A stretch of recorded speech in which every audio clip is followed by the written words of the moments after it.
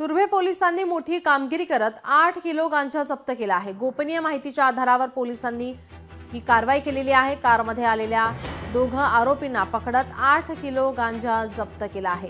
Turbhe MIDC मध्ये ही घटना घडली आहे। गांजाची किंमत 7.5 ते 8 लाख रुपये असून तब्बल 15 लाखांचा मुद्देमाल पोलिसांनी जप्त केलाय।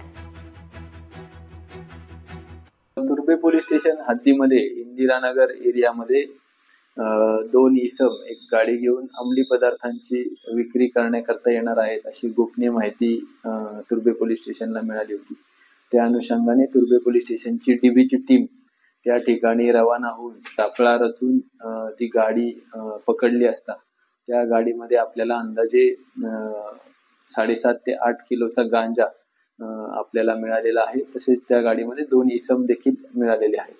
सदर प्रकरणामध्ये गुन्हा दाखल करण्याचं काम तुर्भे पोलीस स्टेशन येथे चालू आहे। लोकशाही मराठी ऐका, पहा, जागरूक रहा।